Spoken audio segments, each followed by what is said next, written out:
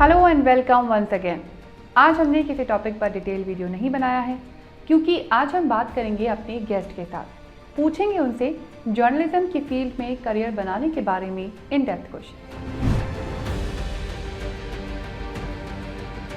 Journalism में आने के लिए आपको सलाह किसने दी थी? मतलब फैमिली ने कहा था, आपको लगा कि आप अच्छा लिखती हो, ये प्रोफेशन आपके लिए ठीक है, तो कैसे आपको लगा कि इसमें आना चाहिए? नहीं, कई साल मैंने करीब 1983 तक 84 तक मैंने लगातार लेक्चरशिप पाने की कोशिश की, असिस्टेंट प्रोफेसर की पाने की कोशिश की। किसी कॉलेज में, किसी यूनिवर्सिटी में, कई जगह मैंने अप्लाई किया, कहीं हुआ नहीं। 1985 तक कहीं नहीं हुआ। देन सडनली मेरे दिमाग में आया कि भाई कितने दिन तक ऐसे चलेंगे बिना नौकरी के, बिना किसी रोजगार के। फिर मुझे अचानक किसी मित्र ने सलाह दी कि यार टाइम्स ऑफ इंडिया में, नवभारत टाइम्स ऑफ इंडिया में नए पत्रकारों की नियुक्ति के लिए वैकेंसी आई है, इसमें ट्राई करो। तो मैंने यूं ही भर दिया। मुझे नहीं मालूम था कि मेरा होगा नहीं होगा, लेकिन उसमें था कि टेस्ट था, ऑल इंडिया टेस्ट। तो मैं टेस्ट में बैठ गया, तो टेस्ट में बैठ गया तो आ गया। फिर इंटरव्यू हुआ, इंटरव्यू भी अच्छा रहा, उसमें भी आ गया, तो मैं सेलेक्ट हो गया। इस तरह से मैं जर्नलिज्म में आया। तो मुझे लगा जर्नलिज्म मेरे लिए ठीक है, और आ गया तो आ गया। आपका एमफिल किस में था? मैंने एमफिल किया था राहुल सांकृत्यायन सृजन और संघर्ष, ये मेरा विषय था। और राहुल सांकृत्यायन एक बहुत बड़े स्कॉलर थे जो अनेक भाषाएं जानते थे, तो उन्हीं पर मेरा काम था। मैं लिटरेचर का स्टूडेंट था। तो एक सवाल ये कि जर्नलिज्म में आने के लिए क्या कोई मतलब ऑर्डर है कि जैसे आपने बोला कि लिटरेचर में किया है, तो क्या ऐसा है कि अक्सर स्टूडेंट कंफ्यूज रहते हैं 12th के बाद क्या करें, ग्रेजुएशन में क्या करें, पोस्ट ग्रेजुएशन में क्या करें, मतलब लैंग्वेज ऑनर्स करना चाहिए, पॉलिटिकल साइंस ऑनर्स करना चाहिए, या फिर जर्नलिज्म की डिग्री लेनी चाहिए? तो इसका कोई ऑर्डर है कि सर क्या करना चाहिए? देखो, हमारे समय जर्नलिज्म में डिग्री लेकर लोग नहीं आते थे। मास कॉम करके आने वाले लोग हमारे समय गिने चुने रहे होंगे। ये अब हो गया है। अब तो जरूरी है, अगर आप जर्नलिस्ट बनना चाहते हैं तो मास कॉम करके लोग आते हैं, मीडिया इंस्टीट्यूट पे आते हैं, वहाँ प्लेसमेंट होता है। लेकिन उस दौर में बिल्कुल ऐसा नहीं था। मेरे हिसाब से जर्नलिज्म में जो लोग आते हैं या जो लोग आने के इच्छुक हैं, उनको 2-3 चीज़ों की अच्छी जानकारी जरूर होनी चाहिए। अच्छी जानकारी का मतलब ये मैं नहीं कह रहा हूँ कि उनको स्पेशलाइजेशन होना चाहिए, स्पेशलाइजेशन तो बहुत बड़ी चीज़ है, लेकिन एक जनरल नॉलेज अच्छा होना चाहिए। वो है हिस्ट्री, वो है पॉलिटिकल इश्यूज पर जानकारी, पॉलिटिकल साइंस भी, और लिटरेचर भी आए तो अच्छी बात है। अगर आप इंटरनेशनल अफेयर्स के बारे में जानते हैं, लॉ के बारे में जानते हैं तो और बड़ी बात है। लेकिन हिस्ट्री का सेंस जरूर होना चाहिए, sense of history, political issues को लेकर। अगर आप आर्ट लिटरेचर की रिपोर्टिंग में जाना चाहते हैं या फिल्म में जाना चाहते हैं तो उन चीज़ों की जानकारी होनी चाहिए। अगर आप स्पोर्ट्स में जाना चाहते हैं, जर्नलिस्ट बनना चाहते हैं, तो आपको स्पोर्ट्स की जानकारी होनी चाहिए। ये मेरे कहने का मतलब है। तो आपने बोला जानकारी होनी चाहिए, और जानकारी जैसे आजकल होता है कि इन्फॉर्मेशन जुटाना है, जो भी है वो गूगल पर अवेलेबल है। तो अक्सर एक आर्ग्यूमेंट भी रहता है इतना पढ़ने लिखने की जरूरत क्या है, सब कुछ तो गूगल पे अवेलेबल है। तो इसके लिए आप क्या कहेंगे? कैसे जो जर्नलिज्म के एस्पिरेंट हैं, जो जर्नलिस्ट बनना चाहते हैं, उनके लिए क्या सलाह है कि कैसे इन्फॉर्मेशन हासिल करें? देखिए, गूगल का जो ज्ञान है वो बहुत ही उसका दायरा जो है बहुत हल्का है। आपको स्केची जानकारी मिल जाती है, आपको कुछ महत्वपूर्ण सूचनाएं उससे प्राप्त हो जाती हैं। कई बार वो सूचनाएं बड़ी प्रामाणिक होती हैं और कई बार वो बड़ी फर्जी होती हैं, बहुत ही गलत होती है। तो आप गूगल से जो लेंगे वो सही और प्रामाणिक होगा, इसका कोई भरोसा नहीं, कोई भरोसा नहीं। तो इसलिए जो हिस्ट्री बुक्स हैं, जो पॉलिटिकल साइंस की बुक्स हैं, प्रामाणिक ढंग से लिखी गई, उनका विकल्प आपको गूगल पे नहीं मिलेगा। गूगल वो विकल्प नहीं है। ऑथेंटिक सोर्स को फॉलो करना उसके लिए जरूरी है कि आप एकेडमिकली भी अपने को स्ट्रॉन्ग करें, आप पढ़ाई लिखाई करें, आप जैसे डेली अखबार पढ़ना। लेकिन अखबार भी भारत में, हमारे देश में या दुनिया में अनेक मुल्कों में अलग अलग ढंग की चीजें छापते हैं।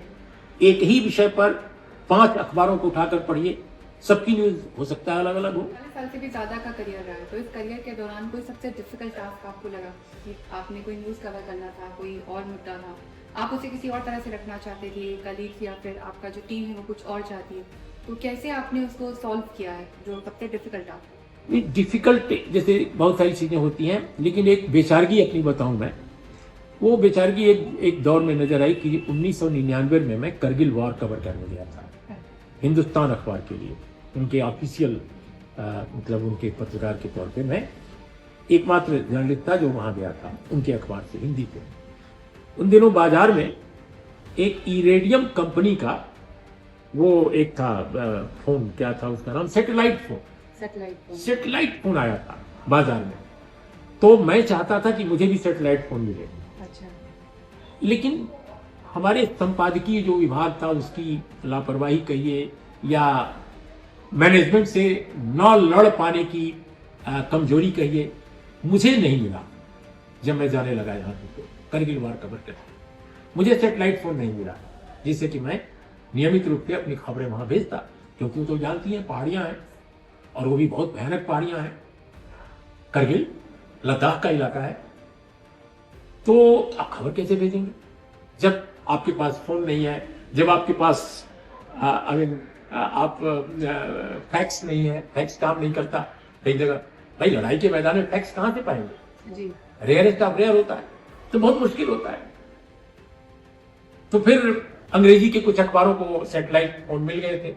इवन हमारा जो काउंटर पार्ट था हिंदुस्तान टाइम्स का रिपोर्टर, उसके पास भी था, लेकिन मेरे पास नहीं था, हिंदी वाले के पास। और बड़ी बेचैनी, बड़ी मुश्किल, खबर रोज मिल रही है लेकिन मैं कैसे कन्वे करूं, कैसे पहुंचाएं? हाँ, तो कभी किसी दोस्त के जरिए, कभी किसी के जरिए मैं बार बार मैसेज करूं अपने एडिटर को। और इसके लिए क्या करता था कि मैं करगिल से कई बार श्रीनगर चला जाता था ताकि मैं अपने एडिटर को कन्विंस कर सकूं कि सर जल्दी भेजिए, नहीं तो हमारी मुश्किल बढ़ जाएगी, हम कैसे भेजेंगे खबर। लेकिन नहीं आया अंततः। तो हम लोग क्या करते थे कि जो एक दो ऐसे लोग थे, खासकर बंगला अखबारों के करेस्पॉन्डेंट थे जिनके पास सैटेलाइट फोन नहीं था, कुछ तेलुगु अखबार, खासकर एक तेलुगु अखबार का करेस्पॉन्डेंट थे, उनके पास भी नहीं था। तो हम लोग बहुत बेचैन थे, बहुत परेशान थे कि खबरें रोज रोज कैसे भेजें। तो हम लोग करते क्या थे कि जो एक आदमी श्रीनगर कोई जाता था उसके जरिए लिख करके 2-3 खबरें भेज देते थे ताकि वो बारी बारी से खबर जाती रहे हमारी। इसके अलावा जो आर्मी के लोग श्रीनगर उड़ते थे, अपने हेलीकॉप्टर से, उनको हम लोग दे देते थे कई बार कि आर्मी हेडक्वार्टर पर ही खबर भेजिए मेजर पुरुषोत्तम को। मेजर पुरुषोत्तम उन दिनों पीआरओ थे श्रीनगर में, तो वो बहुत अच्छे आदमी थे और आर्मी के पीआरओ के तौर पे उन्होंने करगिल वार कवर करने वाले पत्रकारों की जितनी मदद की, मतलब वो आज तक याद है मुझे कि वो हम लोगों की खबरें ले करके और हमारे अखबारों के दफ्तर के जो फोन नंबर थे उस पर वो फैक्स कर दिया करते थे। इतना कोऑपरेट किया, वो आज नहीं है इस दुनिया में। मतलब बहुत, मतलब हमारे लिए सदमे की बात है, सैल्यूट करता हूँ उनकी याद को। तो वो करते थे। तो इस तरह से हम लोगों ने काम चलाया और सैटेलाइट फोन न होने के बावजूद भी तकरीबन हर एक दिन के बाद खबरें मैं भेजता रहता था। तो ये एक बेचैनी की बात मैंने अपने जीवन में वो महसूस की। बाकी और बहुत सारे ऐसे प्रकरण हैं। अचीवमेंट अगर मैं पूछूं अब तक आप कितने बड़े करियर में, तो आपको कुछ याद है कि आपको लगा कि यही अचीवमेंट है कि बीइंग अ जर्नलिस्ट आपने अपना फर्ज अदा किया, कोई स्टोरी कवर करते वक्त आपको लगा कि ये मुझे करना चाहिए था, ये मैंने किया, आपने कर दिया, तो ऐसी कोई अचीवमेंट आप शेयर करना चाहेंगे? नहीं, अचीवमेंट इसको तो दूसरे लोग कहेंगे, मतलब या दूसरे लोग इसका आकलन करेंगे कि वो मेरा अचीवमेंट है कि नहीं है। लेकिन मैंने जो अपनी मेहनत से जो काम किया जर्नलिज्म में, वो मेरे लिए बहुत चैलेंजिंग था। बिहार में जब मैं पोस्टेड था नवभारत टाइम्स में, उन दिनों में हिंदुस्तान में नहीं था, तो नवभारत टाइम्स में जब मैं पोस्टेड था तो उन दिनों बिहार में दलित और गरीब लोगों के ऊपर दमन जो है लैंडलॉर्ड लोगों की प्राइवेट आर्मी का बहुत ज्यादा होता था। तो बहुत सारे लोग मारे जाते थे, बच्चे, बूढ़े, नौजवान, औरतें, उनको किल कर दिया जाता था। मतलब कॉन्ट्रडिक्शन बहुत थे वहाँ, कन्फ्लिक्ट बहुत था। और ये जो हिंसा की जाती है, वर्गीय हिंसा ही थी। तो उन दिनों अक्सर बिहार में हत्याकांड होते रहते थे। तो as a reporter Navbharat Times के मेरे एडिटर जो है मुझे भेजते थे घटनास्थल पर, और मैं कोशिश करता था कि सबसे पहले मैं पहुंच जाऊं। तो मैंने वो कवर किया, वो सारे इंसिडेंट कवर किए और बड़े बड़े नेताओं के साथ भी कवर किया कई बार। मुझे याद है कि वीपी सिंह जब पहली बार औरंगाबाद गए थे दलील चित मघौरा के घटनास्थल पर, तब भी मैं गया था। हालांकि वो कुछ दिन बाद पहुंचे थे, लेकिन कर्पूरी ठाकुर जैसे बड़े नेताओं के साथ मैं गया, अनेक जगहों पर गया। और स्पॉट पर पहुंचने में कौन पहले पहुंचता है इसकी जो इसको कंप्लीट करते थे हम लोग, तो उसको मैंने जो एक ईमानदारी से रिपोर्ट किया जो सच था। बहुत सारे लोग अपनी अपने बायसेस के हिसाब से, अपने अखबार की बायसेस के हिसाब से कवर करते थे, लेकिन मैं वही कवर करता था, वही चीज लिखता था जो सच होता था मेरे हिसाब से।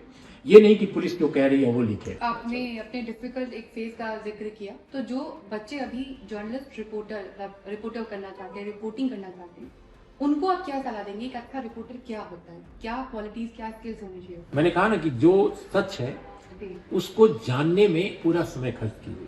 ठीक है। आप किसी एक पक्ष को मत सुनिए, आप सबको सुनिए और आप फिर एसेस कीजिए कि सच्चाई क्या है। एसेस करने की क्षमता हर रिपोर्टर में होती है, हर व्यक्ति में होती है। मैं तो कहता हूं कि अगर पत्रकार आप नहीं हैं तो भी आपके अंदर ये क्षमता है कि सच्चाई क्या है। रिपोर्टर अपने समाज की हर बेचैनी को समझना, कहां समाज रो रहा है, कहां समाज फंस रहा है, कहां समाज प्रॉस्परस हो रहा है, किन चीजों से समाज घायल हो रहा है, किन चीजों से समाज और कमजोर हो रहा है, इसको जानने के लिए रॉकेट साइंस जानना जरूरी नहीं है। बहुत आम ये समझदारी के विषय है। आपका फेवरेट राइटर कौन है और आपकी फेवरेट बुक कौन सी है जिसे आप कभी भी कहीं पे भी पढ़ना पसंद करें? बचपन में मुझे प्रेमचंद बहुत पसंद थे, अभी भी पसंद है, लेकिन वर्षों से मैं प्रेमचंद को नहीं पढ़ा क्योंकि अभी मेरे पास और बहुत सारे विषय हैं। प्रेमचंद पसंद थे, राहुल सांकृत्यायन बहुत पसंद थे मुझे हिंदी में। इसके अलावा जब मैं बड़ा हुआ थोड़ा सा और, तो मुझे फ्रेंच, जर्मन, रशियन, तमाम देशों के जो बड़े बड़े नॉवेलिस्ट हैं और फिक्शन राइटर्स हैं बहुत पसंद थे।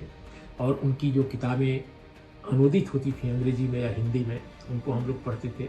मैं उस समय अंग्रेजी उतनी अच्छी नहीं मेरी थी कि मैं अंग्रेजी में पढ़ सकूं, तो जो हिंदी अनुवाद होता था उनको हम लोग को पढ़ते थे। और उन दिनों हिंदी में अनुवाद खूब होता था, खासकर बाल्जाक का या पुश्किन का, टॉल्स्टॉय का, चेखोव का, नेरलंको का, पाब्लो नेरुदा का, वो मैगजीनों में छपते थे पाब्लो नेरुदा। तो पहली बार मैंने पाब्लो नेरुदा को पढ़ा। क्या राइटर है, कितनी ईमानदारी है, क्योंकि अपने अंदर की बुराइयों को भी एक्सपोज कर रहा है। कितना बड़ा राइटर है, यानी जैसे वो वर्णन कर रहा है अपने मेमोयर में किसी चीज को, है तो ये नहीं छुपाता कि हम बहुत बड़े आदमी हैं, हम बहुत बड़े लेखक हैं, दुनिया हमें जानती है, तो हम अपनी बुराई क्यों बताएं, जबकि वो बुराई कर रहा होता है। कई ऐसी गलतियां किया अपनी लाइफ में, उनको भी लिखे जा रहा है अपने मेमोयर में। उर्मिलेश दरअसल इसका नाम आमतौर पे हिंदी जो लोग हैं ना हिंदी क्षेत्र के, वो आमतौर पे हमारे ज़माने में भगवान या किसी अवतार या किसी महापुरुष या किसी अच्छे आदमी के नाम पर नाम रखते थे। तो मेरा जो नाम का अर्थ है वो है लक्ष्मण।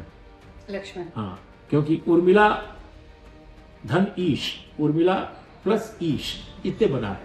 उर्मिला ईश यानी उर्मिला के पति, अच्छा। तो वो लक्ष्मण थे। तो मेरे भाई साहब जो पढ़ते थे तो मैं पैदा हुआ, वो हमसे बड़े थे काफ़ी उम्र में, हम सबसे छोटे थे। तो वो चाहते थे कि उनको बहन मिले इस बार, तो उन्होंने क्या किया कि उर्मिला जैसा ही कुछ रहे तो उन्होंने उर्मिलेश कर दिया। बहुत क्रिएटिव आदमी थे भैया हमारे, तो इस तरह से। तो मैथिली क्षणगुप्त की एक किताब थी साकेत, उसी से प्रभावित होकर उन्होंने ये नाम किया।